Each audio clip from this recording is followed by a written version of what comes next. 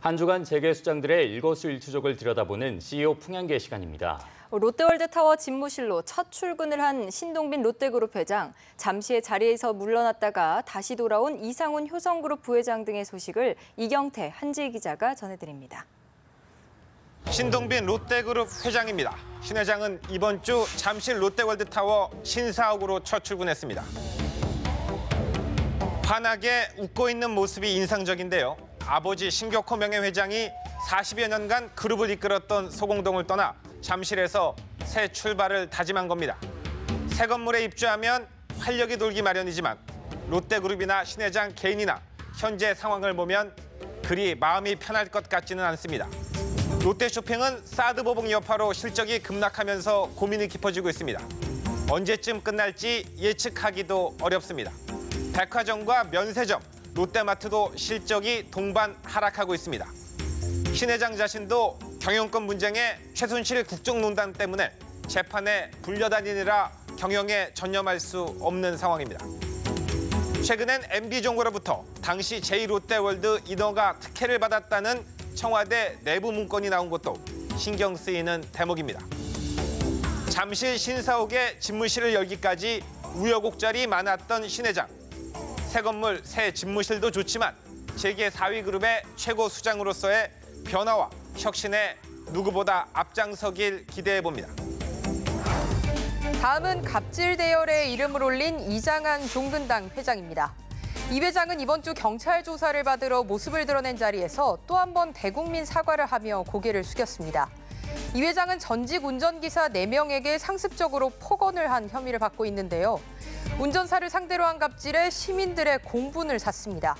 불법 운전을 지시하면서 강요 혐의도 추가됐다고 하죠. 이 처방전이 필요한 발기부전 치료제는 접대용으로 나눠줬다고 합니다. 처방전도 없이 치료제를 뿌려 약사법 위반 혐의에 해당됩니다. 이 회장의 갑질 논란은 지난달 13일 녹음 파일이 공개되면서 불거졌습니다. 의뢰 예상치 못한 반격에 이 회장의 성공 신화는 무너져 내리고 있습니다. 피해 운전기사들에게 본인이 직접 제대로 된 사과를 하고 성의 있는 보상을 하는 것이 사태 해결의 지름길이란 목소리가 높습니다. 잠시 자리에서 물러났던 이상훈 효성그룹 부회장이 돌아왔습니다. 이 회장은 이사회를 통해 빠르면 이달 말 주효성 이사회 사내 이사로 복귀할 전망입니다. 3세 경영인인 조현준 회장이 50세란 비교적 젊은 나이에 주효성 대표에 오른 만큼 이 부회장은 전문 경영인, 즉 조 회장의 든든한 오른팔 역할을 수행할 것이란 분석입니다. 이미 조 회장과 이 부회장은 호흡을 맞춰 분기별 영업이익을 끌어올리는 등 경영 능력을 검증받은 바 있습니다. 그러나 이 부회장과 조 회장 모두 주효성의 자금을 사적 용도로 횡령한 혐의로 아직 재판을 받고 있는 점이 걸립니다. 효성 내부 회계를 감시할 견제 장치가 제대로 작동하지 않았음이 드러난 상황에서 이 부회장이 그룹의 경영 투명성 확보를 위해 어떤 행보를 보일지 관심이 모아집니다. 마지막은 빙그레 김호연 회장입니다. 이제는 세계인의 사랑을 받는 빙과류, 메로나와 바나나 우유 전도사인데요. 김 회장의 사진도 이처럼 빙그레 웃고 있습니다. 그런데 김 회장은 최근 주식 차명 보유 사실이 알려져 금융감독원 조사를 받게 됐습니다. 지난달 28일 김 회장이 보유한 주식은 보통주 362만 527주로 직전 보고일인 지난해 2월 달 29만 4,070주가 증가했다고 공시했습니다.